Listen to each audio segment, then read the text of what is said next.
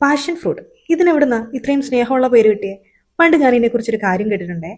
ഇതിലുണ്ടാവുന്ന പൂവിനെ നമ്മുടെ തിരുഹൃദയം പോലത്തെ ഷേപ്പാണ്. അതെ, അതേപോലെ നല്ല ഭംഗിയായിട്ടായിരിക്കുന്നത്. അത്രയും പാഷനേറ്റ് ആയിട്ട് സ്നേഹിക്കാൻ അറിയാമായിരുന്ന ഒരാളുടെ ഹൃദയം പോലെ ഇരിക്കുന്നതുകൊണ്ടാണ് അത്രേ ഇതിന് പാഷൻ ഫ്രൂട്ട് എന്ന് പേര് വന്നേന്ന്. ആണോ?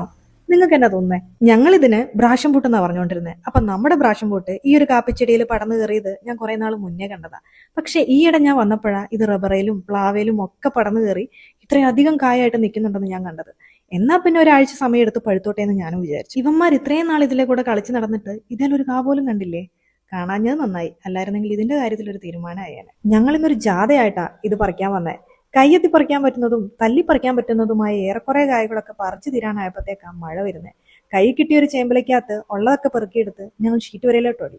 എടി ചാക്കി, നീയും വന്നായിരുന്നു അവരുടെ കൂടെ. കിട്ടിയത് എത്രയുണ്ടെന്ന് എണ്ണി പെറുക്കിക്കൊണ്ടിരിക്കുമ്പോഴാണ് നമ്മുടെ അല്ലുവിന്റെ ബോഡി ഷോ. എങ്ങനെയുണ്ട്? ഇനിയിപ്പോ ആദ്യം എടുത്തവർക്കും ക്യാമറാമാനും കൂടെ വന്നവർക്കും ഒക്കെ വീതം വെച്ച് കൊടുക്കണം. എടാ, നല്ലൊരു കാറ്റ് വരുന്നുണ്ടേ, ഞാൻ കൈ ഇങ്ങനെ വെക്കാം. ഒരു നല്ല വീഡിയോ എടുത്തോ, വിത്തുമായി ഇറുക്കിയേ.